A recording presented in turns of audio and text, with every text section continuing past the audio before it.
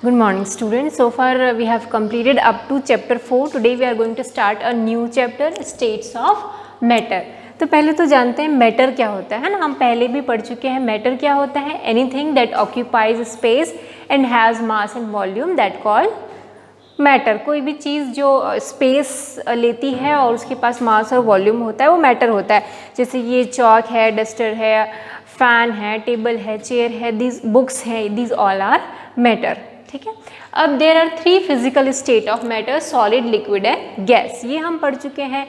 Physical state solid में क्या होते हैं, जो पार्टिकल्स का अरेंजमेंट होता है वो क्या होता है, द पार्टिकल्स या फिर एटम्स और molecules are very close in case of solid. Liquid के केस में क्या होता है, जो पार्टिकल्स होते हैं they are not very close but बहुत ज़्यादा दूर भी नहीं होते हैं, इंटरमीडिएट होते हैं बिटवीन सॉलिड एंड गैसेस. और गैस के जो पार्टिकल्स होते हैं they are very far from each other. ठीक है. तो ऐसा क्यों होता है भाई, सॉलिड के पार्टिकल्स पास होते हैं, इनके दूर होते हैं, इनके बहुत दूर होते हैं. इसका रीज़न क्या है? तो मैटर के फिजिकल स्टेट के 2 रीज़न है. पहला है intermolecular force that exist between the 2 particles of the matter, और दूसरा है थर्मल एनर्जी. ठीक है. कोई भी मैटर का स्टेट किस पे डिपेंड करता है, इंटरमॉलिक्यूलर फोर्स पे और थर्मल एनर्जी पे. ओके. तो पहले इस चैप्टर में हम आगे बढ़ने से पहले सबसे पहले हम पढ़ेंगे intermolecular force, different types of intermolecular force, और फिर पढ़ेंगे थर्मल एनर्जी. ठीक है. और उसके बाद जब ये टॉपिक्स ख़त्म हो जाएंगे तो बेसिकली हम इसमें डील करेंगे गैशियस स्टेट के बारे में, कि गैशियस स्टेट में डिफरेंट टाइप के लॉज होते हैं which shows the behaviour of the gases. ठीक है. Okay.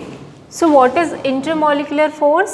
It can be described as the force of attraction and repulsion. ठीक है. इंटरमोलिकुलर फोर्स क्या हो सकता है, फोर्स ऑफ अट्रैक्शन भी हो सकता है और फोर्स ऑफ रिपल्शन भी होता है, that exist between the interacting particles of atom and molecules in a compound. जो एटम्स और मॉलिक्यूल्स हैं उनके बीच में जो फोर्स ऑफ अट्रैक्शन या रिपल्शन होता है उसको हम बोलते हैं इंटरमोलिकुलर फोर्स. जैसे इससे पहले हमने हाइड्रोजन बॉन्ड पढ़ा था या फिर डाइपोल मोमेंट पढ़ा था, उससे समझ सकते हैं. जैसे हाइड्रोजन बॉन्डिंग देखते हैं ना, HF जो है इसमें fluorine is a highly electronegative, तो ये पार्शियली नेगेटिव चार्ज हो जाएगा और ये पार्शियली पॉजिटिव, जिसको हम डेल्टा माइनस और डेल्टा प्लस से शो करते हैं. अब सपोज हमारे पास दूसरा HF का मॉलिक्यूल है, उसमें भी इसी तरीके से पार्शियल चार्जेस होंगे. सो इन दोनों 2 मॉलिक्यूल्स के बीच में एक फोर्स ऑफ अट्रैक्शन होगा जिसको हम क्या बोलते हैं, इंटरमॉलिक्यूलर फोर्स.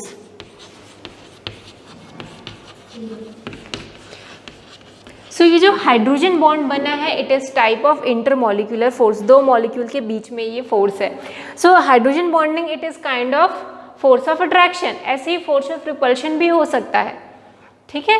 सो इंटरमॉलिक्यूलर फोर्स क्या होते हैं, it is the force of attraction और repulsion that exist between the interacting particles. यहाँ पर ये दोनों पार्टिकल्स आपस में क्या कर रहे हैं, इंटरैक्ट कर रहे हैं, इनके बीच फोर्स ऑफ अट्रैक्शन या रिपल्शन को ही हम क्या बोलते हैं, इंटरमॉलिक्यूलर फोर्स. अब ये जो इंटरमॉलिक्यूलर फोर्स है ये सबसे ज़्यादा किस में होता है, सॉलिड में होता है. सॉलिड में जो पार्टिकल्स हैं इनके बीच इंटरमॉलिक्यूलर फोर्स या इंटर एटॉमिक फोर्स जो होता है वो बहुत ही ज़्यादा होता है, जिसकी वजह से ये आपस में क्या रहते हैं, पास रहते हैं, ये ज़्यादा मूव नहीं कर सकते. ये आपस में क्या, ये सिर्फ क्या कर सकते हैं, वाइब्रेट कर सकते हैं. यहाँ पर जो जगह है, जो खाली जगह है जिसको हम वॉइड बोलते हैं, तो यहाँ पर वॉइड बहुत कम होता है, तो ये जो पार्टिकल्स हैं ये मूव नहीं कर सकते, ये अपनी जगह पे ही वाइब्रेट होते हैं. क्यों ऐसा, क्योंकि इनके बीच इंटरमॉलिक्यूलर फोर्स जो है, फोर्स ऑफ अट्रैक्शन जो है वो बहुत ही ज़्यादा है. लिक्विड के बीच फोर्स ऑफ अट्रैक्शन ना ही बहुत ज़्यादा है, ना ही गैस की तरह कम है. It is intermediate between this solid and gases. तो ये पार्टिकल्स जो हैं एक दूसरे से पास तो रहते हैं बट इतने भी पास नहीं रहते. ये क्या करते हैं, ईजिली मूव कर सकते हैं यहाँ से वहाँ. ठीक है. पर गैसेस में ये पार्टिकल्स बहुत ही दूर होते हैं, उनके बीच फोर्स ऑफ अट्रैक्शन जो है, इंटरमॉलिक्यूलर फोर्स ऑफ अट्रैक्शन बहुत ही कम होता है, तो ये इजीली इधर उधर मूव कर सकते हैं. ठीक है. सो यहाँ पर क्या हो रहा है, इंटरमॉलिक्यूलर फोर्सेस की वजह से ही इनमें अलग अलग स्टेट आ रहे हैं, सॉलिड, लिक्विड और गैसेस.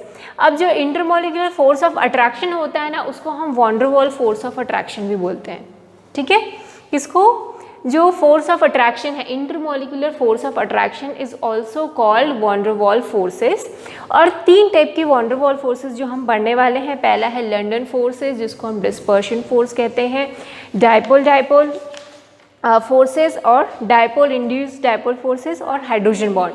तो हाइड्रोजन बॉन्ड हम यहाँ फिर से नहीं पढ़ेंगे क्योंकि जस्ट पहले से मैंने आपको हाइड्रोजन बॉन्ड पढ़ाया है। तो बेसिकली मैं इस वीडियो में 3 जो फोर्सेस हैं, that is London forces, dipole forces और डायपोल इंड्यूस फोर्सेस, ये कवर करूँगी मैं, ठीक है। Hydrogen bond already we have covered in the last video. So चलो आगे पढ़ते हैं। सो मैंने क्या कहा, intermolecular force of attraction is called van der Waals forces. So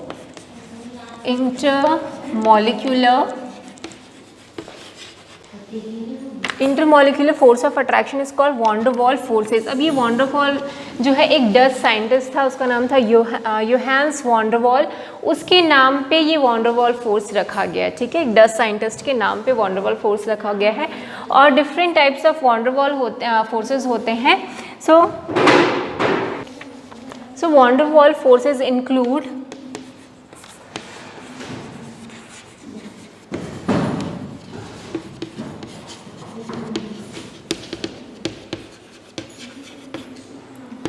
first है, इसमें हम पढ़ने वाले हैं लंदन फोर्सेस, जो अगेन एक साइंटिस्ट के नाम पे रखा गया है, लंदन फोर्सेस, जिसको हम बोलते हैं डिस्पर्शन फोर्स।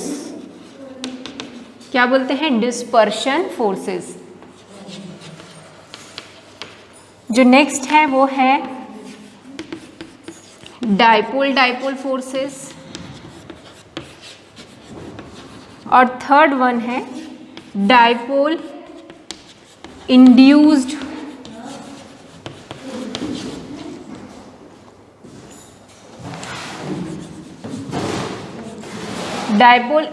Dipole forces. तो हम ये, और चौथा हाइड्रोजन बॉन्डिंग भी है जिसको हम पहले भी पढ़ चुके हैं तो फिर से नहीं पढ़ेंगे, हाइड्रोजन बॉन्ड, ठीक है।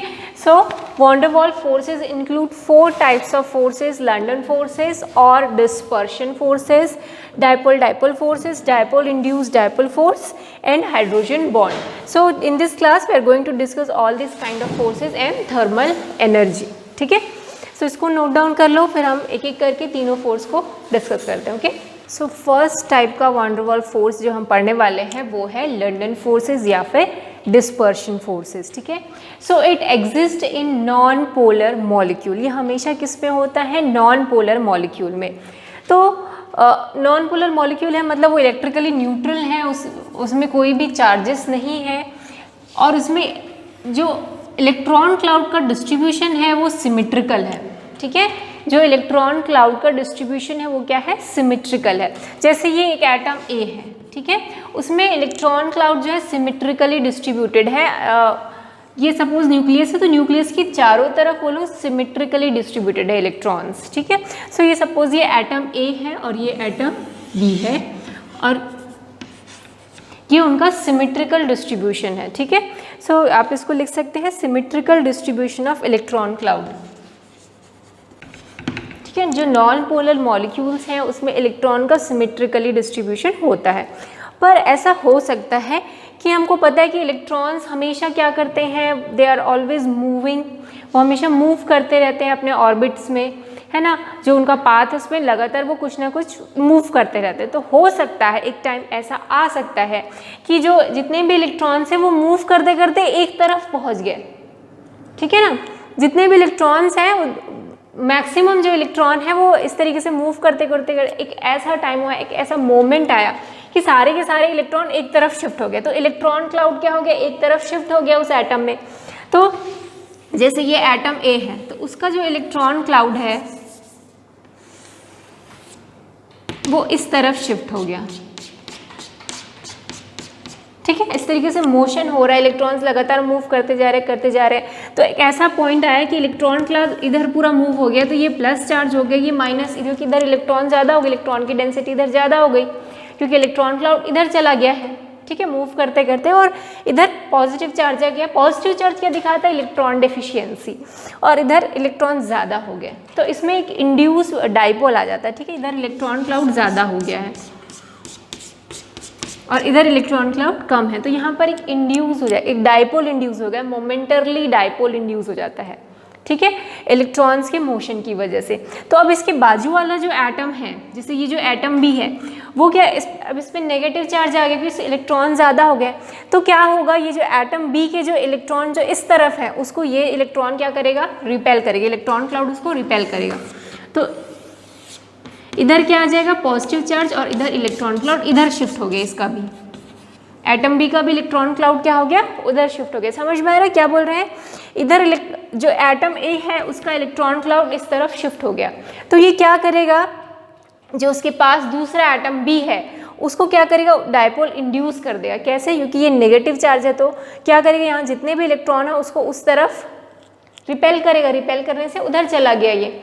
तो अब इन दोनों के बीच क्या हो गया, एक फोर्स ऑफ अट्रैक्शन डेवलप हो गया, इंटरमोलिकुलर फोर्स, यहाँ नेगेटिव है यहाँ पॉजिटिव है, तो वहाँ पर फोर्स ऑफ अट्रैक्शन आ गया। तो यहाँ पर मोमेंटरली डायपोल क्रिएट हो जाता है, ठीक है। और इस डायपोल क्रिएट होने की वजह से इन दोनों एटम के बीच फोर्स ऑफ अट्रैक्शन होता है, जिसको हम क्या बोलते हैं, लंडन फोर्सेस।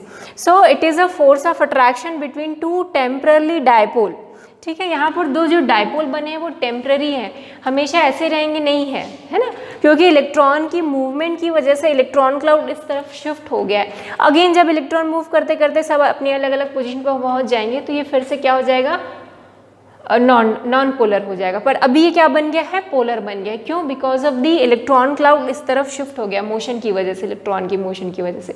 तो इसी को हम क्या बोलते हैं, लंडन फोर्सेस। क्लियर हुआ, एक बार और बोल दें कि समझ में आ रहा है कि जो एटम है this is the symmetrical distribution of electron cloud. Electron जो है सब तरफ सिमेट्रिकली डिस्ट्रीब्यूटेड है इस तरीके से, है ना, दोनों में ही। पर हो सकता है एक मोमेंट ऐसा आएगा कि इलेक्ट्रॉन क्लाउड क्या है, एटम ए में एक तरफ शिफ्ट हो गया, तो उससे क्या होगा, ये क्या करेगा, जो दूसरा एटम भी है उसके इलेक्ट्रॉन क्लाउड को उस तरफ शिफ्ट कर देगा, क्योंकि रिपेल करेगा इलेक्ट्रॉन, इलेक्ट्रॉन रिपल्शन होगा। तो यहाँ पॉजिटिव चार्ज आ जाएगा, यहाँ पर भी नेगेटिव, तो यहाँ पर एक डायपोल इंड्यूस हो जाएगा, ठीक है। और उसकी वजह से यहाँ पर फोर्स ऑफ अट्रैक्शन होगा, जिस फोर्स ऑफ अट्रैक्शन को हम क्या बोलते हैं, लंडन फोर्सेस या फिर डिस्पर्शन फोर्सेस बोलते हैं।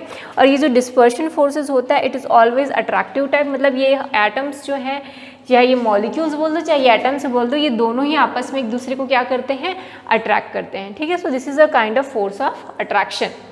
सो डिस्पर्शन फोर्स समझ में आया, this is propose by German physicist Fritz London. Fritz London करके एक फिजिसिस्ट थे, उन्होंने प्रपोज किया था ये, इसलिए इसको लंडन फोर्सेस भी बोलते हैं या फिर डिस्पर्शन फोर्सेस बोलते हैं।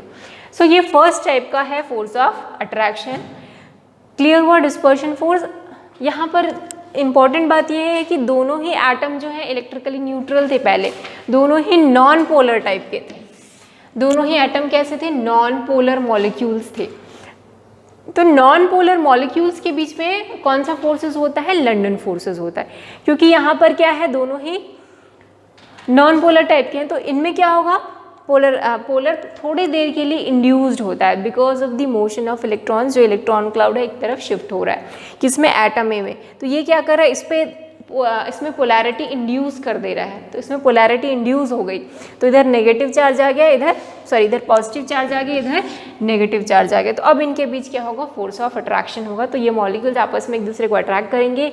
और ये फोर्स ऑफ अट्रैक्शन सॉलिड में ज़्यादा होता है, लिक्विड में कम, और सबसे कम किस में होता है, गैसियस स्टेट में, ठीक है। So this is first kind of forces. अगला हम पढ़ेंगे डायपोल फोर्सेस। डायपोल फोर्सेस मतलब हमारे पास जो दोनों ही एटम्स या दोनों ही जो मॉलिक्यूल्स हैं वो दोनों ही मॉलिक्यूल्स पोलर मॉलिक्यूल्स होंगे। यहाँ पर दोनों ही मॉलिक्यूल्स क्या थे, नॉन पोलर, जैसे H2O2 N2 ये सब नॉन पोलर मॉलिक्यूल्स हैं, तो उनमें ये क्या इस टाइप का फोर्स ऑफ अट्रैक्शन होता है, ठीक है। अगर मेरे पास एक बीकर या कोई भी कंटेनर है, उसमें बहुत सारे हाइड्रोजन के मॉलिक्यूल हैं, H2 मॉलिक्यूल हैं, तो उनके बीच कौन सा फोर्स ऑफ अट्रैक्शन होगा, this dispersion force of attraction उनके बीच, ठीक है। या फिर उसको हम क्या बोलते हैं, लंडन फोर्सेस बोलते हैं। पर अगर हमारे पास कोई ऐसा दो ऐसे मॉलिक्यूल हैं जिनमें डायपोल है, मतलब जो पोलर मॉलिक्यूल हैं, जैसे कि HCl एक पोलर मॉलिक्यूल है, तो अगर हमारे पास एक बीकर है उसमें HCl के मॉलिक्यूल्स हैं, तो उनके बीच कौन सा फोर्स ऑफ अट्रैक्शन होगा, डायपोल फोर्सेस ऑफ अट्रैक्शन, क्योंकि ये दोनों ही मॉलिक्यूल्स क्या हैं, ये सभी HCl के मॉलिक्यूल्स हैं और ये सब के सब क्या हैं, पोलर हैं, ठीक है। सो अगला है dipole forces. So dipole forces this force acts between the molecules possessing permanent dipole. ऐसे मॉलिक्यूल्स के बीच होता है जिनमें क्या हो, परमानेंट डाइपोल हो। Ends of the dipole possess partial charge and charges are shown by Greek letter delta. ठीक है, जो मॉलिक्यूल्स हैं, जो डाइपोल मॉलिक्यूल्स हैं, उनमें पार्शियल चार्ज होता है और उस पार्शियल चार्ज को हम ग्रीक लेटर डेल्टा से शो करते हैं, जैसे कि HCl। ठीक है, HCl में क्लोरीन क्योंकि ज़्यादा इलेक्ट्रोनेगेटिव है तो इलेक्ट्रॉन क्लाउड किसकी तरफ शिफ्ट हो जाएंगे, क्लोरीन की तरफ, तो उस पर डेल्टा नेगेटिव चार्ज आ जाएगा और इस पर डेल्टा पॉजिटिव चार्ज आ जाएगा। तो इसमें जो डाइपोल है वो परमानेंट टाइप का था, जबकि अभी हमने देखा था कि अगर कोई नॉन पोलर मॉलिक्यूल है जैसे कि H2 या फिर हीलियम, तो उसमें जो डाइपोल क्रिएट हो रहा था इस तरीके से, है ना, इधर नेगेटिव चार्ज आ रहा था, इधर पॉजिटिव चार्ज आ रहा था, तो वो टेम्पररी था। वो क्यों था, मोशन ऑफ इलेक्ट्रॉन्स की वजह से इलेक्ट्रॉन क्लाउड एक तरफ शिफ्ट हो रहे थे और जैसे ही इलेक्ट्रॉन जो है फिर से इक्वली डिस्ट्रीब्यूट हो जाएंगे, वहाँ पर जो डाइपोल क्रिएट हुआ था वो चला जाएगा, तो वो मोमेंटरली डाइपोल क्रिएट हुआ था। पर यहाँ पर जो डाइपोल क्रिएट होगा वो परमानेंट टाइप का होगा, क्योंकि क्लोरीन जो है इट इज़ हाईली इलेक्ट्रोनेगेटिव, तो वो अपनी तरफ इलेक्ट्रॉन क्लाउड को शिफ्ट कर लेता है, उसकी कैपेसिटी, उसकी ये उसकी प्रॉपर्टी है। ठीक है, अब हमारे पास अगर उस बीकर में दूसरा HCl है तो उसमें भी इसी तरीके पोलैरिटी होगी। ठीक है, ये नेगेटिव होगा, ये पॉजिटिव होगा, तो इन दोनों के बीच एक temporary weak force of attraction होगा। इस वीक फोर्स ऑफ अट्रैक्शन को ही हम क्या बोलते हैं, डाइपोल फोर्स।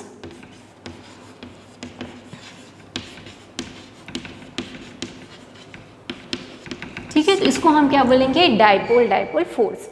अब अगला जो थर्ड टाइप है वो है dipole induced dipole forces. Dipole induced dipole forces, मतलब इसमें क्या होता है, एक मॉलिक्यूल जो होगा वो पोलर मॉलिक्यूल होगा और दूसरा जो मॉलिक्यूल होगा वो नॉन पोलर मॉलिक्यूल होगा। ठीक है, एक हमारा पोलर मॉलिक्यूल होगा, जैसे कि एक AB एक एलिमेंट कंपाउंड है। ठीक है, AB मतलब HCl बोल सकते हो, जैसे कि HCl होता है HA है और Cl B है। तो मेरे पास कोई एक ऐसा कंपाउंड है जो कि पोलर कंपाउंड है। सो पोलर में यहाँ पर क्या होगा, डेल्टा पॉजिटिव और यहाँ डेल्टा नेगेटिव, और दूसरा जो कंपाउंड होगा वो क्या होगा, नॉन पोलर टाइप का, H2 ले लो, Cl2 ले लो, कुछ भी ले लो। ठीक है, तो ये नॉन पोलर कंपाउंड है। तो क्या होगा, ये जो पोलर कंपाउंड है वो नॉन पोलर कंपाउंड में एक डाइपोल इंड्यूस करता है। ठीक है, क्या करता है, डाइपोल इंड्यूस करता है। So this is a polar compound. So यहाँ पर ये पोलर कंपाउंड नॉन पोलर पे एक इंड्यूस करता है डाइपोल, जिसको हम क्या बोलेंगे, डाइपोल इंड्यूस डाइपोल। तो अब क्या होगा अगले में,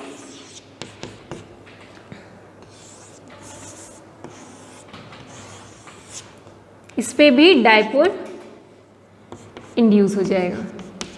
तो ये प्लस है, ये नेगेटिव है, इसके पास वाला प्लस हो जाएगा और इस पे नेगेटिव, क्योंकि यहाँ पर क्या है, नेगेटिव है, तो ये क्या करेगा, इलेक्ट्रॉन को रिपेल करेगा, तो यहाँ पर पॉजिटिव चार्ज आ जाएगा, यहाँ पर नेगेटिव चार्ज आ जाएगा। ठीक है, सो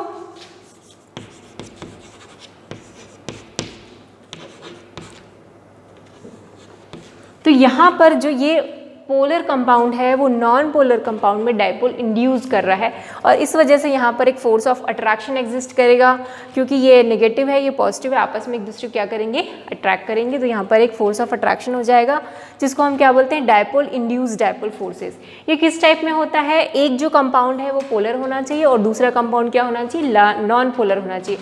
तो जो पोलर कंपाउंड है वो नॉन पोलर कंपाउंड में भी क्या कर देगा, डाइपोल इंड्यूस कर देगा, और जिसकी वजह से उनमें एक फोर्स ऑफ अट्रैक्शन डेवलप हो जाएगा, जिसको हम क्या बोलेंगे, डाइपोल इंड्यूस डाइपोल फोर्सेस। ठीक है, सो ये थर्ड टाइप का था।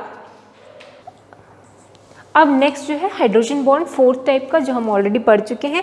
आप अपनी बुक भी रिफ़र किया करो, है ना, जो मैं पढ़ा रही हूँ ये आपकी बुक में भी दिया हुआ है। अब आप देखेंगे ये दोनों टाइप के, जितने भी तीनों टाइप के जो फोर्स है ना, अगर मॉलिक्यूल्स के बीच का डिस्टेंस बढ़ता जाएगा ना तो ये फोर्स वीक होते जाते हैं। ठीक है, तो अगर दो मॉलिक्यूल्स के बीच का डिस्टेंस बहुत ज़्यादा है तो ये फोर्स कम होने लगेंगे। सो दोनों ही जो फोर्सेस, चाहे ये वाला भी force, this force decreases with increase of distance between the dipole. अगर दोनों ही डाइपोल के बीच में डिस्टेंस बढ़ाते जाओगे तो ये फोर्स क्या होता जाएगा, वीक होता जाएगा। ठीक है, और जितना पास रहेंगे इनमें फोर्स ऑफ अट्रैक्शन उतना ही ज़्यादा होगा। तो दोनों ही सभी केस में यही होता है कि जो जितने भी ये वॉन डेर वाल फोर्सेज हैं, चाहे वो इंड्यूस्ड डाइपोल टाइप का हो या फिर डिस्पर्शन फोर्सेज हो, जितना पास होता है वो फोर्स उतना ही स्ट्रॉन्ग रहेगा। अगर दूर जाते जाएंगे मॉलिक्यूल्स या एटम तो उनमें फोर्स ऑफ अट्रैक्शन डिक्रीज होता जाएगा। ठीक है, सो ये हो गया इंटरमॉलिक्यूलर फोर्सेस। अब अगला हम लोग पढ़ते हैं थर्मल एनर्जी, जो स्टेट ऑफ मैटर को इफेक्ट करता है। ठीक है, इंटरमॉलिक्यूलर फोर्सेस भी स्टेट ऑफ मैटर को इफेक्ट करते हैं और थर्मल एनर्जी भी स्टेट ऑफ मैटर को अफेक्ट करते हैं। थर्मल एनर्जी क्या होता है? Thermal energy refers to the energy of a body arises from the motion of its atom and molecules. ठीक है, थर्मल एनर्जी किसी भी बॉडी में जो उसके एटम्स या मॉलिक्यूल्स हैं उसके मोशंस की वजह से होता है। जैसे ये एक कोई मैटर है, इस मैटर में बहुत सारे क्या है, एटम्स या मॉलिक्यूल्स हैं, तो वो कंटिन्यूसली क्या करते हैं, इस तरीके से मूव करते रहते हैं, है ना, कहीं भी किसी भी डायरेक्शन में मूव करते हैं। इनकी मोशन की वजह से इस बॉडी में थर्मल एनर्जी आ जाती है। ठीक है, ये जो थर्मल एनर्जी है it is directly proportional to the temperature of the substance. मतलब अगर आप सब्सटेंस का टेम्परेचर बढ़ाते जाएंगे तो ये थर्मल एनर्जी बढ़ती जाएगी, क्योंकि इलेक्ट्रॉन यहाँ पर अगर आप इसको गर्म करोगे, इसको हीट दोगे, है ना, हीट दोगे तो इनमें एनर्जी आएगी और ये और तेज़ी से मूव करने लगेंगे। ठीक है, और तेज़ी से मूव करेंगे तो इसकी थर्मल एनर्जी और बढ़ जाएगी सब्सटेंस की। सो थर्मल एनर्जी किस पे डिपेंड करती है? It is directly proportional to the temperature of the substance. Temperature बढ़ाओगे तो थर्मल एनर्जी बढ़ जाएगी, टेम्परेचर कम करोगे तो थर्मल एनर्जी कम हो जाएगी। बहुत इंपॉर्टेंट बात है, क्योंकि इसके आगे ही हम जानेंगे किस तरीके state of matter thermal energy पर डिपेंड करता है। ठीक है, क्या बोल रहे हैं, अगर टेम्परेचर घटाएंगे तो थर्मल एनर्जी कम हो जाएगी, टेम्परेचर बढ़ाएंगे तो थर्मल एनर्जी बढ़ जाएगी। ठीक है, and it is also responsible to the movement of particle. Thermal energy is responsible for the movement of particles. ठीक है, सो ये हो गया थर्मल एनर्जी। थर्मल एनर्जी क्यों होती है? क्योंकि जो किसी भी सब्सटेंस में जो पार्टिकल्स हैं वो कंटिन्यूसली मोशन में रहते हैं और उसकी वजह से उसमें थर्मल एनर्जी आ जाती है। और ये थर्मल एनर्जी सब्सटेंस के टेम्परेचर पे डिपेंड करती है। टेम्परेचर ज़्यादा तो थर्मल एनर्जी ज़्यादा, टेम्परेचर कम तो थर्मल एनर्जी भी कम होती है। ठीक है, तो अब किस तरीके से हम इंटरमॉलिक्यूलर फोर्स और थर्मल एनर्जी से किसी भी मैटर का स्टेट पता कर सकते हैं? एक्चुअली अगर किसी मैटर में उनके एटम्स के बीच इंटरमॉलिक्यूलर फोर्स बहुत ज़्यादा है, ठीक है, अगर मैं एक सब्सटेंस लूँ और उसके जो मॉलिक्यूल्स हैं उनके बीच जो इंटरमॉलिक्यूलर फोर्स बहुत ज़्यादा है, अगर इंटरमॉलिक्यूलर फोर्स ज़्यादा रहेगा मतलब क्या है, वो एक दूसरे को क्लिंज करके रखें, मतलब बॉन्ड एक दूसरे से चिपक के रखेंगे, है ना। बट अगर थर्मल एनर्जी ज़्यादा है किसी सब्सटेंस में अगर थर्मल एनर्जी ज़्यादा है तो ये कंटिन्यूसली क्या करेंगे, इस तरीके से किसी भी डायरेक्शन में मूव करेंगे। ठीक है, सो स्टेट ऑफ मैटर किस पे डिपेंड करता है कि उनके बीच किसी एटम्स और मॉलिक्यूल्स जो है मैटर के, उनके बीच थर्मल एनर्जी कम है या ज़्यादा है, या उनके बीच इंटरमॉलिक्यूलर फोर्स कम है या ज़्यादा है। ठीक है, सॉलिड्स में क्या होता है, सॉलिड में थर्मल एनर्जी कम होती है और इंटरमॉलिक्यूलर फोर्स ज़्यादा होता है, तभी तो जो एटम्स हैं या मॉलिक्यूल्स एक दूसरे के पास रहते हैं, है ना, उनमें थर्मल एनर्जी कम रहती है, इसलिए उनमें मोशन ज़्यादा नहीं होता, वो सिर्फ वाइब्रेट करते हैं। जबकि गैसियस के केस में, गैस स्टेट में क्या होता है, गैस के स्टेट में जो एटम्स या मॉलिक्यूल्स हैं उनकी थर्मल एनर्जी ज़्यादा होती है पर उनमें इंटरमॉलिक्यूलर फोर्स कम होता है ना, इंटरमॉलिक्यूलर फोर्स कम रहता है, इसलिए तो वो इधर उधर घूम सकते हैं इजीली यहाँ, ठीक है, उनमें मोशन ज़्यादा होगा। सो स्टेट ऑफ मैटर किस पे डिपेंड करता है कि जो एटम और मॉलिक्यूल्स हैं उनमें इंटरमॉलिक्यूलर फोर्स का अमाउंट कितना है और उनमें थर्मल एनर्जी कितनी है। ठीक है, सो अगर मैं देखूं order of intermolecular force in solid liquid gases, ठीक है, प्रोडोमिनेंस ऑफ इंटरमॉलिक्यूलर फोर्स, तो सबसे ज़्यादा इंटरमॉलिक्यूलर फोर्स किस में रहेगा, सॉलिड में, फिर किस में रहेगा सबसे, उसके बाद लिक्विड में, और सबसे कम इंटरमॉलिक्यूलर फोर्स किस में रहेगा, गैस में। ठीक है, सो सॉलिड में इंटरमॉलिक्यूलर फोर्स सबसे ज़्यादा होता है, लिक्विड में सबसे कम और गैस में सबसे कम होता है। जबकि थर्मल एनर्जी क्या होता है, थर्मल